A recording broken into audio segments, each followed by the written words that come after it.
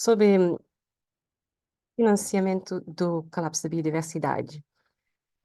Nesse webinar, vamos apresentar as principais conclusões do relatório Banking on Biodiversity Collapse, que foi publicado no final do ano passado. Vamos gravar esse webinar e posteriormente vamos compartilhar o link com vocês e também vai ficar disponível no canal do YouTube da Fluência de Finanças. Nesse webinar, vamos começar com uma apresentação, depois a Naira Hofmeister, da Repórter Brasil, vai fazer a apresentação dos principais achados dos fluxos financeiros e da avaliação das políticas das instituições financeiras. O Tarcísio Feitosa vai fazer uma apresentação de um estudo de caso. Eu sou Meryl Vandermark, vou apresentar depois alguns avanços regulatórios e vamos finalizar com perguntas de vocês que nos ouvem. No meio tempo, vocês podem ir fazendo as suas perguntas na caixinha das perguntas, o Q&A. Então, para começar uma breve apresentação sobre quem somos nós, a Floresta de Finanças é uma iniciativa de uma coalizão de organizações de campanha e de pesquisa, incluindo a Rainforest Action Network, a Tuca Indonésia, a Profundo, a Repórter Brasil, os Amigos da Terra da Malásia, a Amazon Watch, o Banktrack e os Amigos da Terra dos Estados Unidos. Juntos, nós nos esforçamos para buscar impedir que as instituições financeiras facilitem os abusos ambientais e sociais que, infelizmente, ainda são muito comuns na produção de commodities de risco de desmatamento. E isso se torna cada vez mais urgente porque a biodiversidade está entrando em colapso. Um relatório da IPBES constatou que um declínio sem precedentes está acontecendo na natureza, com mais 1 milhão de espécies em risco de extinção iminente. Também, desde o Acordo de Paris foi assinado em 2015, o mundo já perdeu 30 milhões de hectares de floresta primária. Isso tem impacto tanto na biodiversidade quanto no clima. E a nível mundial, a expansão da agricultura é o principal responsável do desmatamento, é responsável por mais de 90%. Os impactos não são só ambientais, mas também sociais. Há muitos povos indígenas, os povos indígenas representam apenas 6% da população mundial, mas protegem mais de 80% da biodiversidade mundial. No entanto, as pressões que eles sofrem, as ameaças, são desproporcionais e, e muitas vezes sofrem assassinatos. Entre 2012 e 2022, quase 2.000 defensores da terra e do meio ambiente foram assassinados. Por isso, porque essas empresas continuam fazendo essas atividades, é importante parar os fluxos financeiros para essas empresas. É por isso que é necessário que tanto os bancos e os investidores adotem políticas fortes, mas também que haja mais regulamentação a partir dos reguladores financeiros para impedir que bancos e investidores continuem financiando essas práticas. Só listando aqui as nossas principais demandas, a gente pede que os bancos, investidores e os reguladores parem e revertem a perda de biodiversidade, que adotem políticas que proíbam o financiamento de atividades que causam essa perda, que respeitem e priorizem os direitos dos povos indígenas, das mulheres e das comunidades locais, que promovam uma transição justa, dando prioridade ao bem-estar ecológico e social das comunidades, envolvendo os trabalhadores e comunidades afetadas em apoio ao desenvolvimento sustentável, que garantem a integridade dos ecossistemas e que alinham os seus objetivos institucionais nos diversos setores que financiam, em que investem, nos diversos tópicos e nos diversos instrumentos financeiros que utilizam. Vou agora passar a palavra à Naira, que vai fazer uma apresentação dos principais achados, tanto dos fluxos financeiros quanto da avaliação das políticas do relatório publicado no final do ano passado. Desculpa. Naira, a palavra está com você. Olá, gente. Bom dia a todas, todos. Eu vou compartilhar também aqui a minha tela. Eu acho que é assim, né, Meryl? Ou vocês têm, tá? Cada um faz a sua compartilhamentos. Então, eu vou fazer aqui uma primeira apresentação. Deixa eu ver aqui se vocês conseguem enxergar. Aqui. Vocês estão enxergando, pessoal? Todos vendo a apresentação? Sim. Bom, muito obrigada. Então, eu me apresentando de novo, eu sou a Naira Hofmeister, sou jornalista da Repórter Brasil. é uma organização que é integrante da Coalizão Florestas e Finanças, é uma organização brasileira de jornalismo, né, investigativo.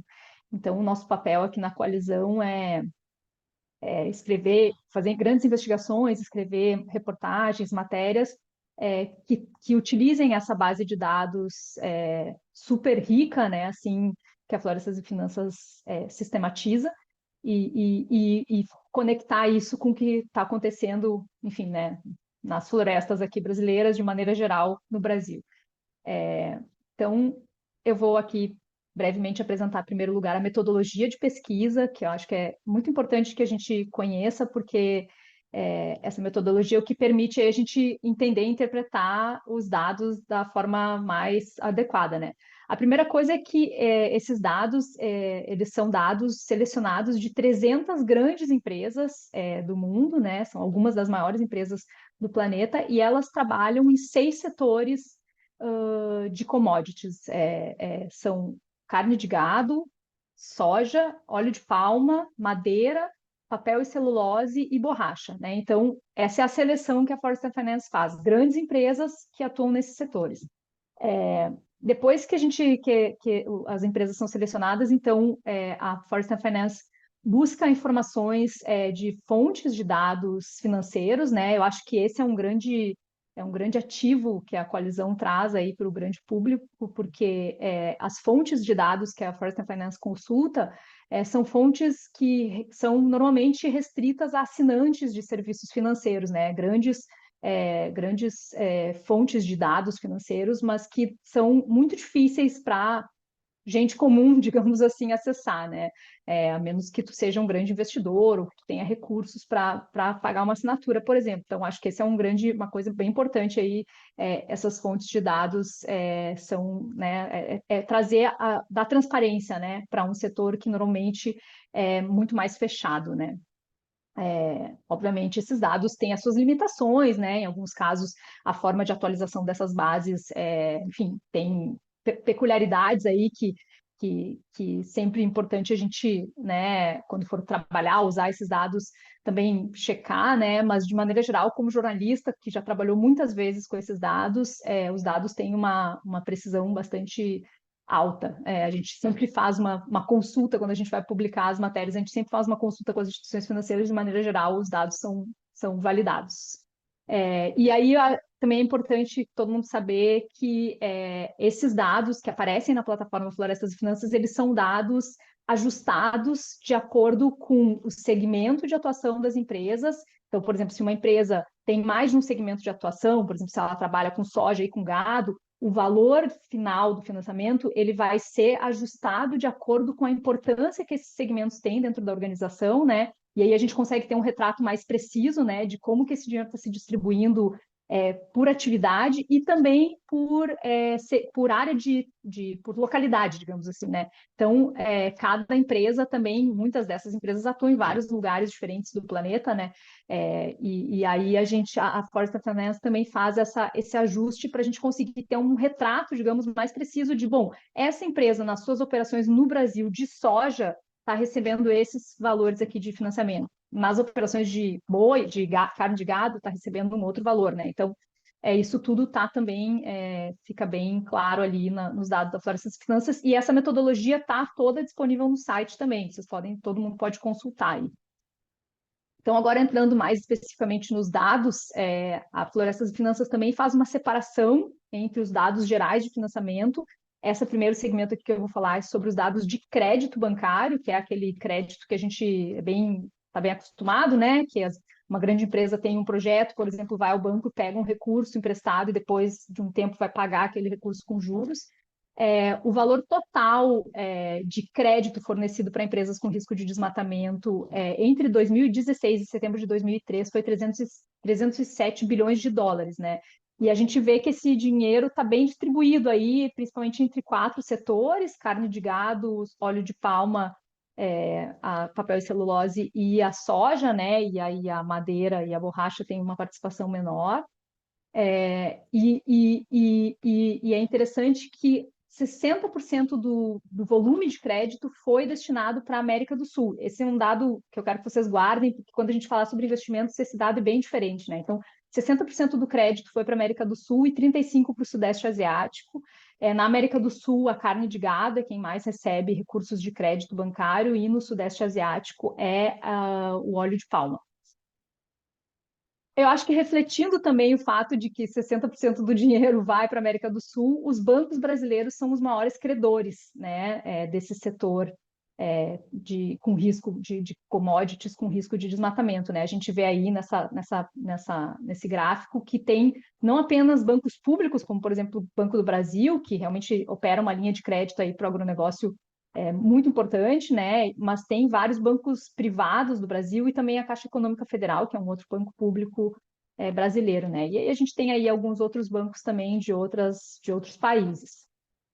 Com relação aos investidores, que é aquilo que eu tinha falado, né? Então, o volume de que os investimentos são basicamente ações, né? Ações societárias e bonds, que são títulos, basicamente títulos de dívida, né? Que são papéis que uma empresa emite e aí uns investidores compram e aí vão recebendo juros por aquilo, né? Então ela se capitaliza e depois em alguns casos, no caso dos bonds, esses bonds depois são pagos totalmente. Enfim, esse é um investimento de um caráter diferente, por isso que a First Finance separa. E aí, nesse caso, o retrato que a gente traz aqui de 38 bilhões de dólares em investimentos, ele é um retrato de papéis detidos, né, e emitidos por essas empresas de risco de desmatamento e detidos por investidores em setembro de 2023, né, um retrato específico de uma data, né, porque esses papéis são negociados regularmente, né, nos mercados. E então, aí eu acho que é um dado interessante, né, 60% dos investimentos vão para o Sudeste Asiático, né, em comparação com o crédito, que é muito proeminente na América do Sul, né, e 40% na América do Sul, né? E também o setor de maior é muito mais concentrado nesse caso, né? No óleo de palma, 55% dos investimentos vão para o óleo de palma de uma maneira geral, né?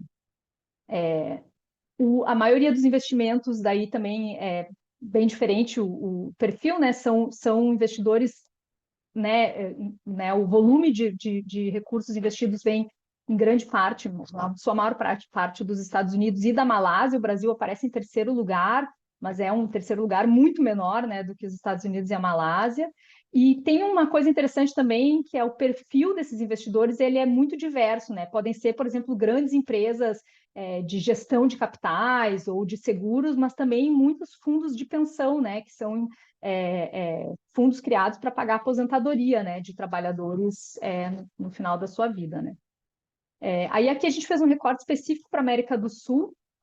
Então, o crédito, né, que é aquele empréstimo bancário, 198 bilhões de dólares destinado a empresas com risco de desmatamento que operam na América do Sul. E aí a gente vê que a carne de gado é muito proeminente, soja tem uma participação muito importante também, mas a carne de gado, 44%, né, do crédito vai para atividades de gado.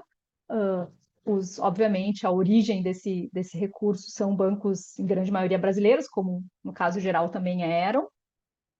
E os investimentos, eu acho que é interessante notar também que eles são 14,4 bilhões de dólares de investimentos né, que os investidores detinham em setembro de 2023, papéis provenientes dessas empresas com risco de desmatamento que operam na América do Sul, e a grande maioria desses investimentos são destinados para o setor de papel e celulose, né?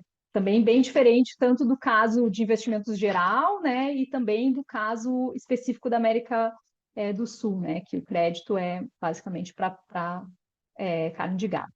E aí, aqui, de novo, a gente tem também os principais investidores são os Estados Unidos, né? Aí a gente tem o Brasil em segundo lugar, mas também, enfim, ainda com valor bastante menor.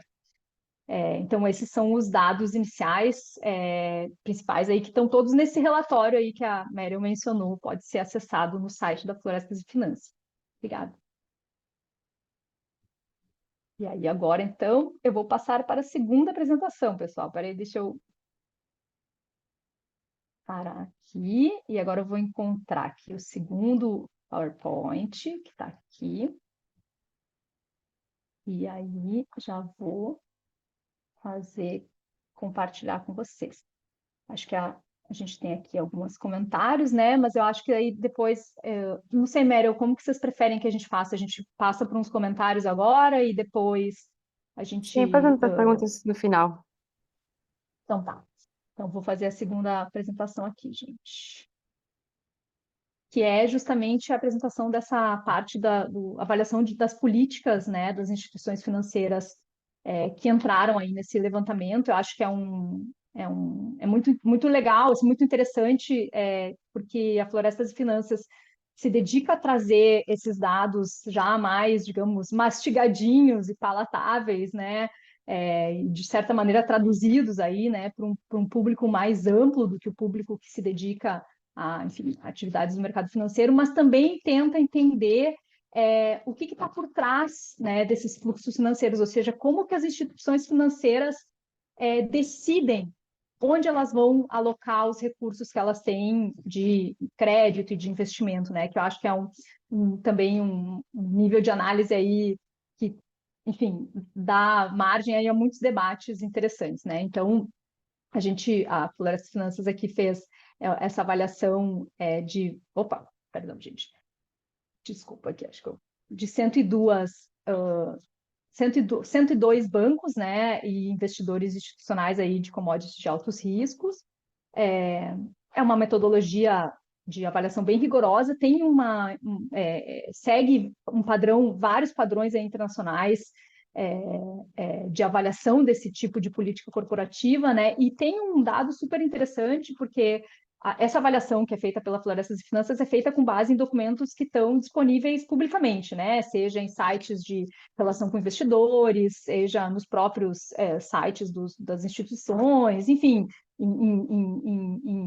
né? São documentos que são disponíveis publicamente, mas a Florestas e Finanças também envia, após fazer essa avaliação feita com base em metodologias internacionalmente reconhecidas, né? Envia também essa avaliação para os próprios instituições financeiras poderem também comentar, e isso é levado muito a sério, né? Assim, elas podem, enfim, fazer observações, trazer informações que eventualmente não estivessem disponíveis antes, né? Então, isso é uma parte da metodologia também muito interessante.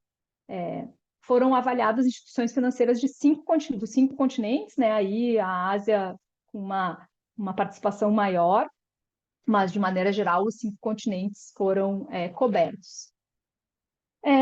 Aí, então, os critérios que a gente utiliza nessa avaliação são aqueles critérios que a gente, hoje em dia, se acostumou a chamar de ESG, né, ou ASG no português, né, que são os critérios ambientais, sociais e de governança. Então, desde risco, por exemplo, esses riscos de desmatamento, risco que pode estar provocando a biodiversidade, mas também questões de direitos humanos, direitos trabalhistas, questões de gestão ali, né, transparência, políticas anticorrupção, etc. Tudo isso está dentro dos critérios avaliados, né? Esses são os padrões aí que são tomados como base para essas avaliações.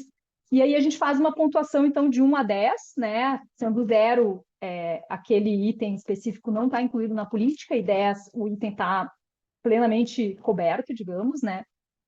E aí, então, a soma desses critérios, soma não, né? A junção desses critérios é transformada, então, numa porcentagem. É importante também dizer que as empresas são avaliadas as políticas individualmente, né? Então, se uma empresa tem uma política, por exemplo, para investimento em soja e outra para investimento em carne de gado, elas vão ser avaliadas dentro dos seus setores, né? E também tem, em alguns casos, essas políticas são divididas entre os empréstimos, né? O crédito bancário e os investimentos em ações e títulos. E essa pontuação final, então, uma média ponderada, né? Aí vamos agora para os dados, né? Se tratando de crédito, né? Os 30 principais bancos obtiveram uma pontuação média de 24%, né? E a pontuação mais alta foi para uma instituição financeira da Malásia, e a gente também tem 2 instituições aí da Europa, né? E a mais baixa foram 2 instituições da China, e chama aqui a atenção para essa nota de 0% do Banco da Amazônia, lembrando que os bancos brasileiros são os principais credores das commodities de alto risco no planeta, né? Então, esse dado aqui é um alerta. A gente tem aí vários outros bancos do Brasil, né? Bancos brasileiros aí também nessa nesse top 30, digamos aí, e esses dados, como eu falei antes, também estão aí esmiuçados no relatório da Florestas e Finanças. E falando daí já de investimentos, a gente tem aqui que a pontuação média, então, aí foi de 15%, ou seja, os investidores têm, segundo essa avaliação da Florestas e Finanças, uma régua mais baixa, né, de exigência aí das suas políticas corporativas. De novo, a gente tem aí uma instituição financeira da Europa liderando, né, com a pontuação mais alta, e a Malásia também. A Malásia lembrando que a Malásia é a origem, né, de uma grande parte dos investimentos também nesse setor de commodities de alto risco. E aqui uma nota positiva para o Brasil, então, o BNDES com 35%, né, desse score. Mas, enfim, né, lembrando que do ponto de vista de investimento, né, dos investimentos, o Brasil figura ali na terceira posição, mas é um volume muito inferior aos volumes dos Estados Unidos e da Indonésia, do ponto de vista de volume de recursos, né? Então, enfim, essa nota positiva aí do BNDES, mas num setor que o Brasil não é o principal, né? E casualmente, né, assim, casualmente não, né, interessante notar, né, que os investidores norte-americanos, 3 investidores norte-americanos tiveram as notas mais baixas e os Estados Unidos são origem da maior parte dos investimentos, né, então essa informação aqui também é uma informação de grande relevância. É isso, gente, muito obrigada, passo a palavra aí de novo para a Mary. Muito obrigada, Naira, pela apresentação de toda a metodologia e os principais dados técnicos, né? Desculpa, minha câmera. E todos os dados que a gente achou nessa nova atualização dos dados do relatório financiando o colapso da biodiversidade. Vou passar agora a palavra ao Tarcísio, que vai fazer uma apresentação de um estudo de caso, que também está no relatório, no caso, sobre a JBS. Tarcísio, com você. Obrigado, Mel. Obrigado, Naira. Obrigado, Rebeca. Eu acho que esse momento é um momento muito importante. Trazer esse tema, né, do papel e da responsabilidade do sistema financeiro, ou da irresponsabilidade do sistema financeiro sobre as florestas e os povos que vivem na floresta, é essencial nesse momento, né? E a gente passou de 64 a 88 sem conseguir fazer um debate sobre isso. Toda a legislação que ampara o comportamento das instituições financeiras nasceram nesse período do estado de exceção, ainda são contaminadas por esse período. Por exemplo, a gente não consegue ter acesso para saber quem acessou recursos públicos dos investimentos nos bancos, né, com algum DNA, com alguma genética pública, para saber onde eles foram aplicados. Né? Isso é o DNA da ditadura, vamos dizer o seguinte. Né? E aí eu começo a falar um pouco sobre a JBS. A JBS é exatamente aquilo que Naira vem falando, ou seja, é o espelho desse comportamento irresponsável que a gente tem hoje no sistema financeiro, principalmente sobre a Amazônia. Né? Então, o próximo slide vai mostrar quais são os bancos que trabalham com a JBS. Então, a gente tem aí bancos que estão no Brasil, na Espanha, em Londres, né? Ou seja, o tamanho desses bancos que estão, desse aporte financeiro, são os 10 principais financiadores da JBS nesse sistema que não é complexo, é um sistema que pega dinheiro e bota para destruir floresta, coloca para destruir floresta, basicamente, porque a gente sabe que o boi substitui floresta. Para cada cabeça de boi, eu tenho 1 hectare de floresta que foi abatido, que foi destruído na Amazônia, principalmente na Amazônia e também no Cerrado. Né? O segundo slide vai mostrar o comportamento desses bancos que estão, né, principalmente no Brasil, e seu escopo aí de pontuação. Lembrar sempre que esses dados estão disponíveis, estão abertos, né, na plataforma, e que qualquer um pode acessar, pode pesquisar, pode discutir, pode ligar para a gente discutir, para fazer qualquer análise sobre isso. É um espaço aberto, né, um documento democrático, são os dados com muita transparência, né, com muita dificuldade de acesso, mas também com bastante transparência. O slide seguinte vai mostrar exatamente o impacto dessa falta de responsabilidade sobre o gerenciamento dos recursos numa terra indígena. Aí a terra indígena Apitereva. Né? A terra indígena Apitereva lá moram, lá habitam, lá sobrevivem, né, o povo Paracanã. E desde 99, né, quando foi feita essa primeira alteração vocês podem observar, né, são 2 terras indígenas. O primeiro traçado foi uma redução de quase 22% do território original, né, o território tradicional do povo Paracanã.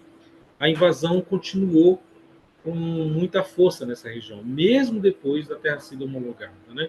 E aí a gente percebe que boa parte dessa ocupação foi feita pelo gado, foi feita pela pecuária, né? A pecuária que entra e, e faz a destruição das florestas, né?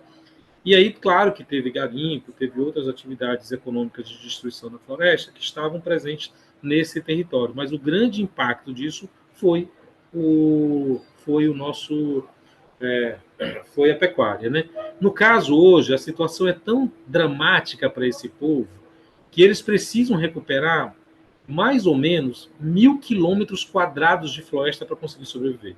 Você imagina isso? Só para ter uma ideia, Londres tem 1.572 quilômetros quadrados, né? E esse tamanho, basicamente, é quase o tamanho de Londres hoje, se a gente pegar as grandes aberturas, sem contar aquela floresta que foi danificada, aquela floresta onde foi tirados espécies florestais, onde o gado estava entrando, né? E ela foi uma floresta empobrecida, né, nesse caso. Então, essa situação do, dos Paracanã, do território epiterel, mostra muito bem essa falta de responsabilidade do sistema financeiro em conduzir o seu financiamento para atividades que tenham no mínimo de respeito com a floresta em pé, no mínimo de respeito com as comunidades tradicionais, né? Então, no próximo slide, basicamente são 10 minutos, a gente vai ter aí que houve várias investigações já que mostram que a JBS participava desse esquema aí, né? Ou seja, a JBS comprou gado.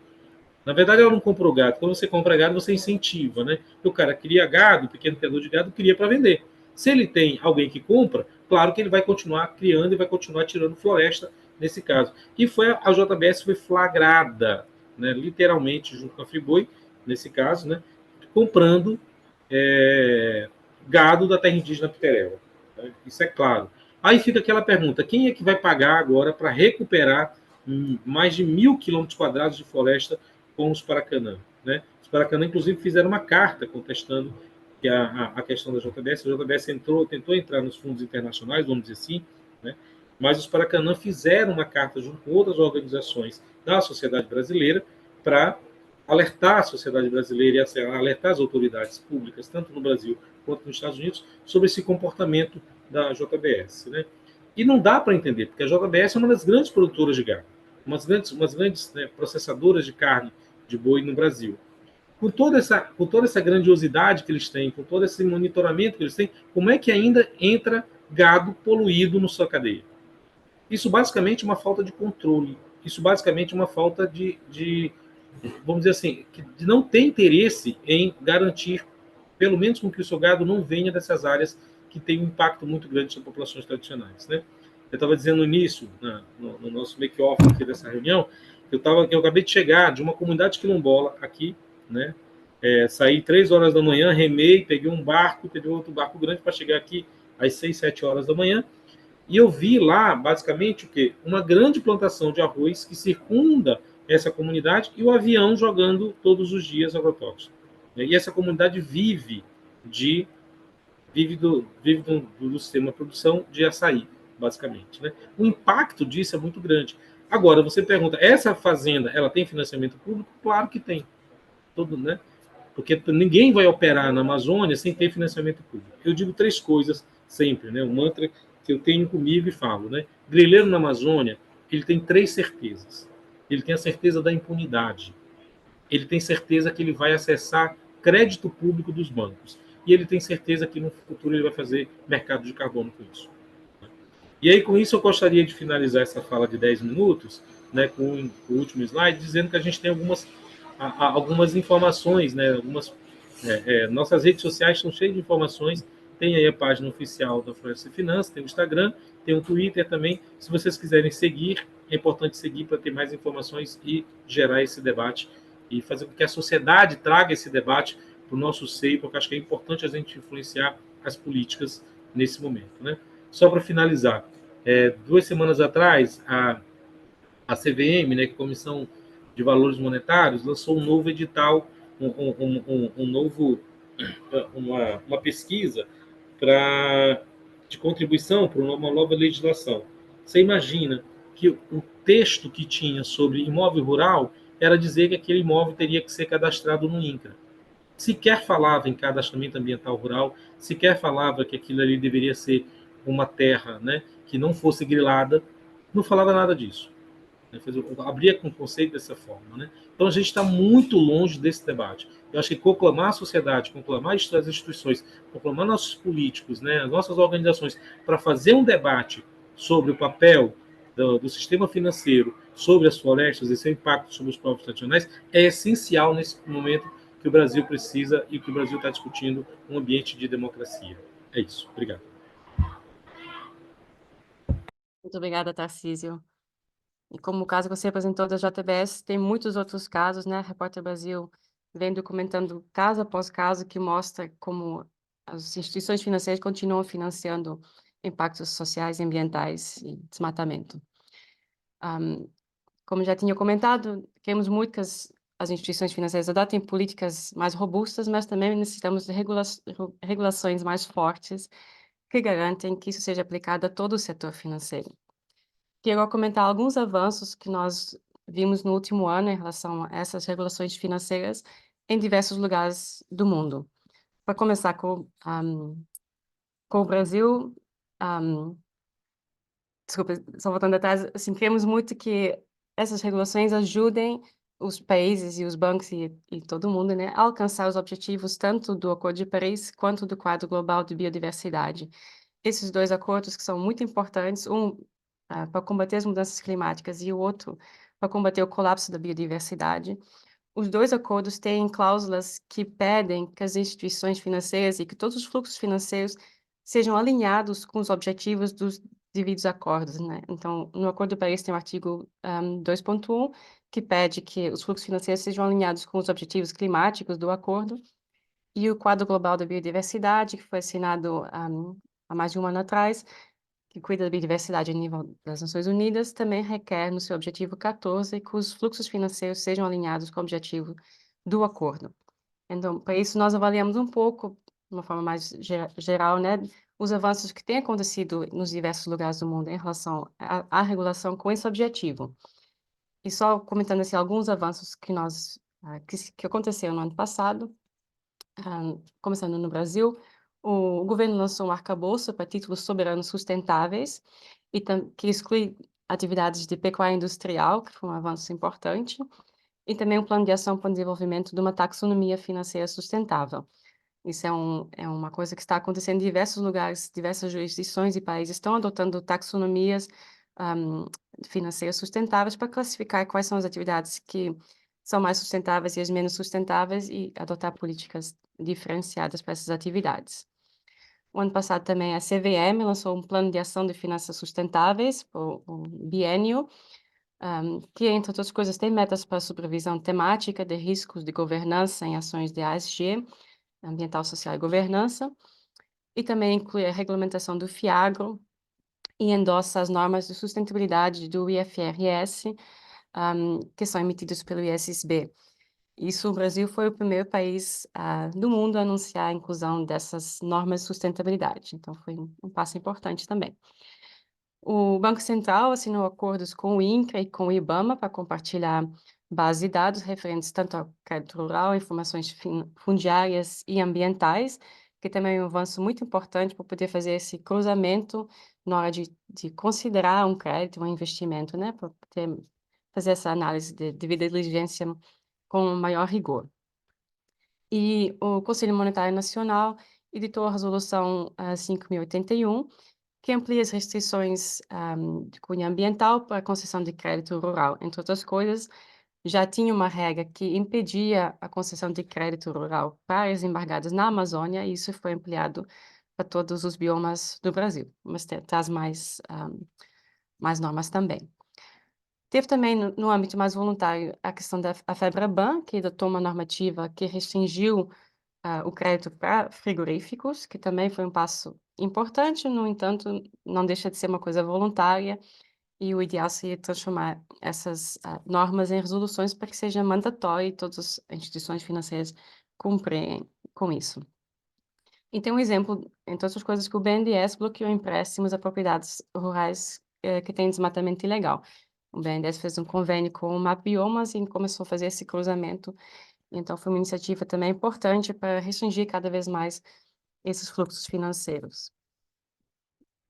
Em outros países também, o Floresce e Finanças foca principalmente no Brasil, na Indonésia e na Malásia, que são um dos principais países tropicais com produção de commodities. Então, na Indonésia, tem a lei que lá chamam de P2SK, de desenvolvimento do setor financeiro e fortalecimento da reforma financeira, que já foi passada em 2022, mas que foi implementado no ano passado e que cria oportunidades de harmonização regulatória. Se juntaram várias leis que já existiam, fez uma lei só que ajudou a harmonizar e simplificar os processos. E ontem foi publicado a Taxonomia para Finanças Sustentáveis da Indonésia, que é uma atualização da Taxonomia Verde, que foi também editada em 2022, e que, tal como a taxonomia brasileira, tem o objetivo de classificar as atividades conforme a sua sustentabilidade. No caso, a taxonomia da Indonésia classifica como verdes ou de transição. E aí, achamos que talvez ideal seria também ter uma classificação de não sustentável, né? Porque nesse momento o mesmo acontece com a taxonomia da União Europeia, por só focar no verde e não focar no que não é sustentável, o ônus acaba sendo maior para as atividades verdes e não para as atividades que não contribuem com a sustentabilidade. Na Malásia já existe desde 2019 um quadro com diretrizes voluntárias de avaliação de impactos baseados em valores, e em 2001 também foi publicada uma taxonomia de mudanças climáticas, e é uma taxonomia que é baseada em princípios, que também facilita a adoção de padrões mínimos de diligência para instituições financeiras.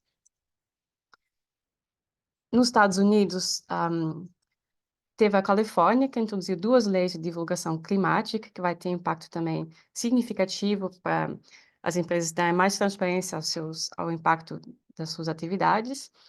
E no estado de Nova York foi adotada uma lei de compras livres de desmatamento tropical. Também esperamos que tenha um impacto importante em reduzir esses fluxos de exportação de produtos ligados ao desmatamento. Algo similar aconteceu na União Europeia, que também implementou a EUDR, uma legislação que também proíbe a importação de colocar no mercado europeu produtos ligados ao desmatamento. Nesse momento, isso não se aplica ao setor financeiro, mas no ano que vem vai ter uma revisão e possivelmente se vai incluir também, se vai aplicar também essa resolução ao setor financeiro. E na União Europeia também foram dados muitos avanços na lei de devida diligência para corporações.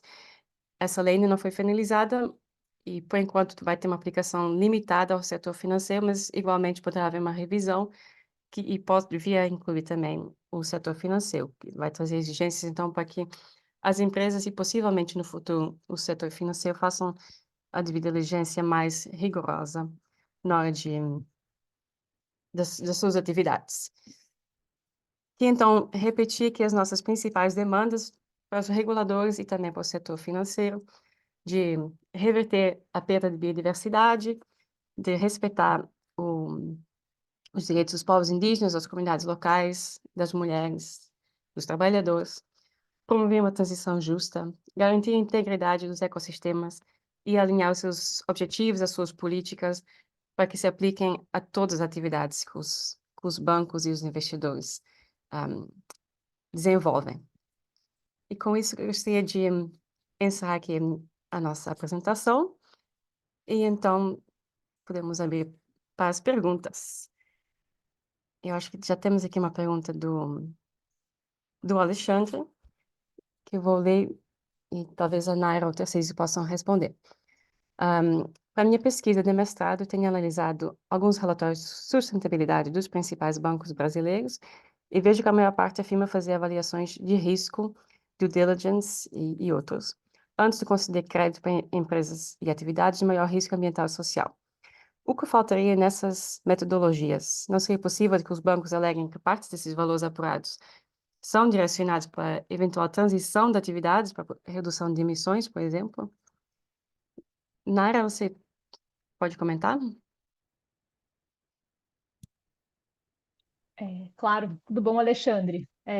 Assim, eu não vou conseguir te explicar o que faltaria exatamente, né? Mas acho que eu posso trazer aqui alguns elementos de investigações que a gente fez recentemente e que acho que jogam um pouco luzes, né, sobre como que funciona essa concessão de créditos, né, de financiamento no Brasil para empresas ou atividades com maior risco ambiental.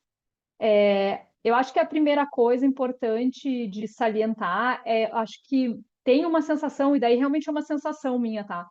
Que, que esse maior escrutínio, né,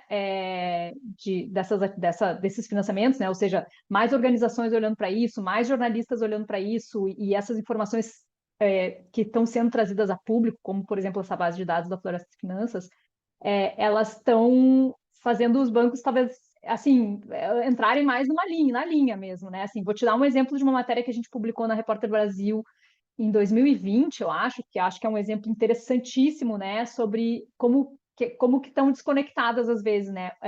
A gente fez uma reportagem sobre o financiamento feito com recursos do BNDES, mas com contratos feitos por bancos comerciais, né? Certamente